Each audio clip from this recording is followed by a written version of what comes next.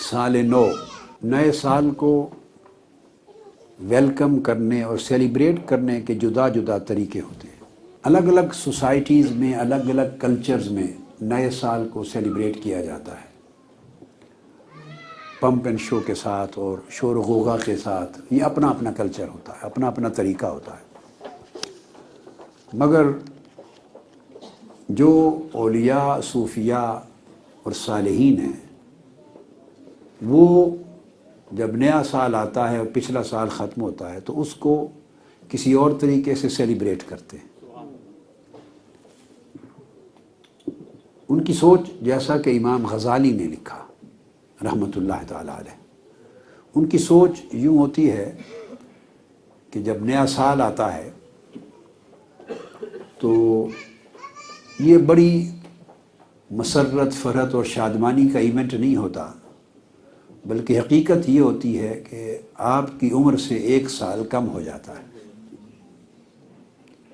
آپ خسارے میں چلے گئے ہیں۔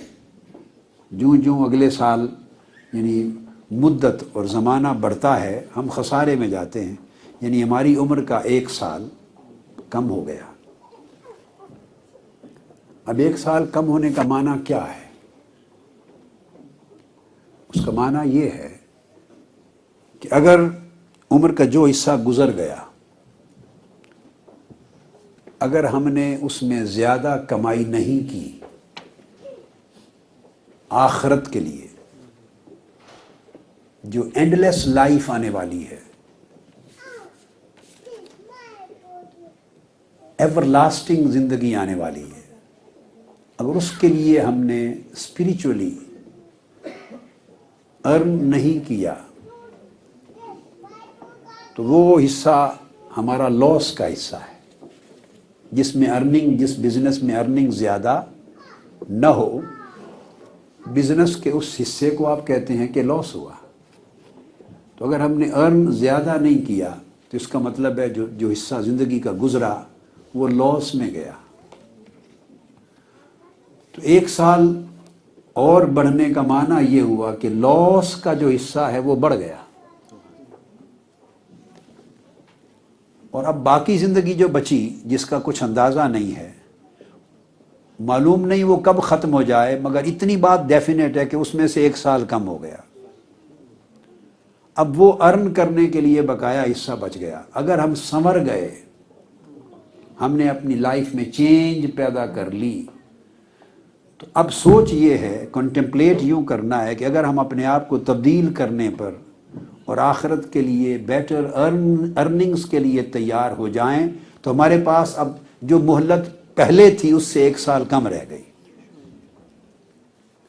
تو ارننگز کے لیے ٹائم کم رہ گیا اور لاس کا عرصہ بڑھ گیا۔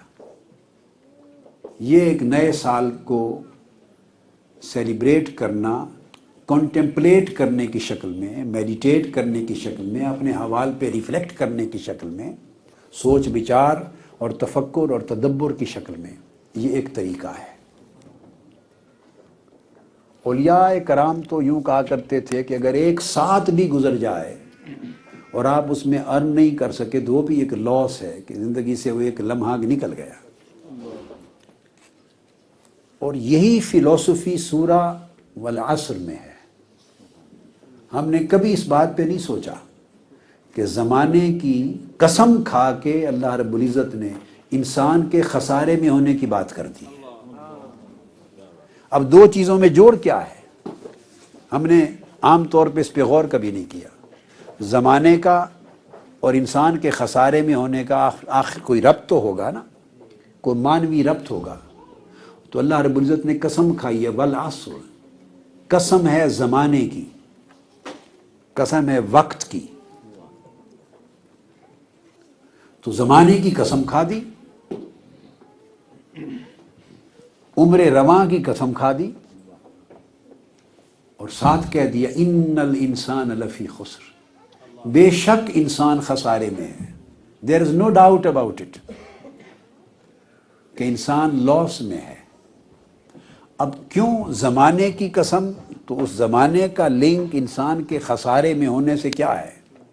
وہ یہی نقطہ ہے جو میں نے ابتدا میں عرض کیا۔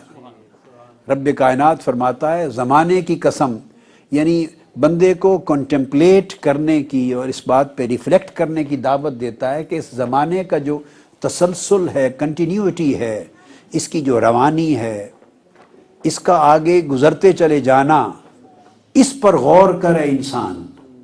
اس زمانے کی روانی کی قسم ہے کہ تو خسارے میں چلا گیا۔ تو یہ زمانہ تو رواں ہے، مگر تیری عمر پیچھے اب عمر رفتہ بن گئی۔ زمانہ آگے جا رہا ہے، عمر وہ عمر رفتہ بن گئی، وہ پیچھے چلی گئی، اور آگے جو بچا وہ تھوڑا بچ گیا۔ جب تھوڑا بچ جائے تو اس کو خسارہ کہتے ہیں، جب تھوڑا بچ جائے تو خسارہ کہتے ہیں۔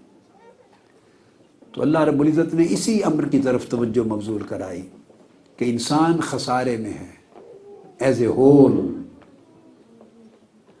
پھر اس میں ایکسیپشن کریٹ کیا، الا الذین آمنوا وعملوا الصالحات وتواصوا بالحق وتواصوا بالصبر، سوائے ان لوگوں کے جن کی زندگی 4 ستونوں پر قائم ہو، وہ خسارے میں نہیں ہے۔